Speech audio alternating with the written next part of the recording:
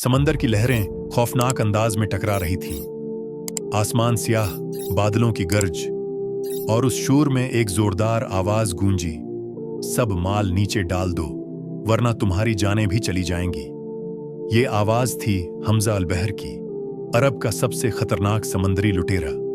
उसका नाम सुनकर ताजिर अपने बच्चों को डराया करते थे, सो जाओ वरना हमजा आ जाएगा। लेकिन किसी को मालूम नहीं था कि जो दूसरों को लूटता था खुद अपनी जिंदगी के कैद में जकड़ा हुआ था। हमजा एक छोटे साहिली कस्बे नजद अल बहर में पैदा हुआ। गुर्बत और भूख ने उसे सख्त दिल बना दिया। उसके वालिद मछलियां पकड़कर गुजारा किया करते थे, मगर गुर्बत ने उन्हें जुर्म की राह पर डाल दिया। हमजा ने कम उम्री में ही ये सीख लिया कि जिसके पास ताकत है हक भी उसी का है। वो जवान हुआ तो समंदरों में क़ज़ाक़ी शुरू कर दी, जहाज़ों को लूटना, लोगों को मारना और फिर अपने गुनाहों को बहादुरी समझना, यही उसकी जिंदगी थी। जब कभी कोई उससे दीन या आखिरत की बात करता, वो कहकाहा लगाकर कहता, मैं समंदर का बादशाह हूं, मुझे कोई नहीं पकड़ सकता। एक रात शदीद तूफान उठा, बिजली चमकी, लहरें आसमान से बातें कर रही थीं।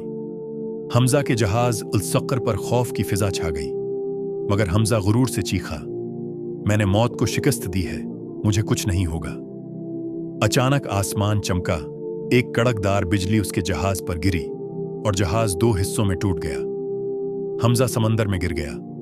जब होश आया तो वो एक सुनसान साहिल पर पड़ा था, जख्मी और हाथ में सिर्फ एक सोने का सिक्का जो उसकी आखिरी लूट का निशान था। पास ही एक बुजुर्ग बैठे हुए थे। उन्होंने कहा, बेटे, अगर तू अभी भी जिंदा है तो ये इस बात की निशानी है कि अल्लाह ने तुझे तौबा का मौका दिया है। हमजा हंस पड़ा, तौबा? मैं तो समंदर का मालिक हूं। बुजुर्ग ने नरमी से कहा, बेटे, समंदर किसी का नहीं होता, ये अल्लाह का है और अल्लाह अपने बंदों पर बहुत रहम फरमाने वाला है। बुजुर्ग ने हमजा को अपने गांव ले आए। वो एक छोटा मगर पुरस्कून गांव था, जहां बच्चे सीपियां चुनते और बुजुर्ग मस्जिद में कुरान पढ़ते। हमजा ने पहली बार देखा कि बगैर माल और दौलत के भी लोग खुश रह सकते हैं। वो सोच में पड़ गया। एक रात उसने उस बुजुर्ग से पूछा, अगर अल्लाह है तो उसने मुझे इतने गुनाह क्यों करने दिए? बुजुर्ग मुस्कुराए और फरमाया, बेटे, कभी अल्लाह गुनाह में डालकर नजात का रास्ता दिखाता है ताकि इंसान अपनी हकीकत पहचाने। उन्होंने कुरान की आयत पढ़ी, तर्जुमा, ऐ मेरे बंदू, जिन्होंने अपनी जानों पर ज्यादती की, अल्लाह की रहमत से ना उम्मीद ना होना, बेशक अल्लाह सब गुनाह मुआफ कर देता है। ये आयत हमजा के दिल में तीर की तरह लगी। उसकी आंखों से आंसू बहने लगे और वो रात भर रोता रहा।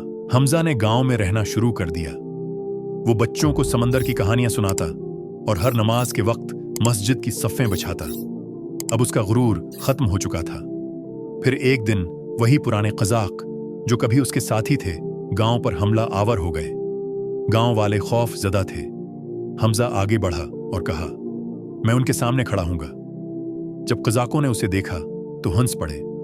हमजा तो हमारा सरदार था, अब उन कमजोरों के साथ क्या कर रहा है? हमजा बोला, मैं अब तुम्हारा सरदार नहीं, मैं उस रब का बंदा हूं जिसकी रहमत हर चीज पर हावी है। उसने तलवार उठाई और लड़ा। आखिरकार क़ज़ाक़ भाग गए, मगर हमजा शदीद जख्मी हो गया। सुबह जब सूरज निकला, गांव वालों ने देखा कि हमजा साहिल के किनारे पड़ा है, होंठों पर हल्की मुस्कुराहट और हाथ में वही सोने का सिक्का। वो सिक्का अब लालच नहीं बल्कि तौबा की निशानी बन चुका था। बुजुर्ग ने उसके करीब बैठकर कहा, देखो, समंदर अब भी पुरस्कून है क्योंकि उसका लुटेरा तौबा कर चुका है। इस्लाम हमें सिखाता है कि कोई गुनाह कितना ही बड़ा क्यों ना हो, अगर इंसान दिल से तौबा करे तो अल्लाह उसे माफ फरमा देता है।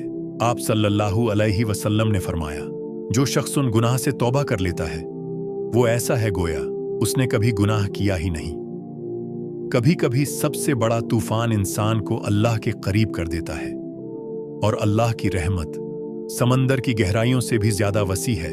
इस्लाम हमें यह सिखाता है कि कभी किसी को इसके माजी से मत परखो। जिस तरह अल्लाह ने फिरौन के सामने मूसा अलैहिस्सलाम को भेजा, इसी तरह वो हर गुमराह के लिए हिदायत का रास्ता खुला रखता है। दोस्तों, अगर आपको ये कहानी पसंद आई हो तो लाइक और कमेंट जरूर करें और चैनल को सब्सक्राइब करें।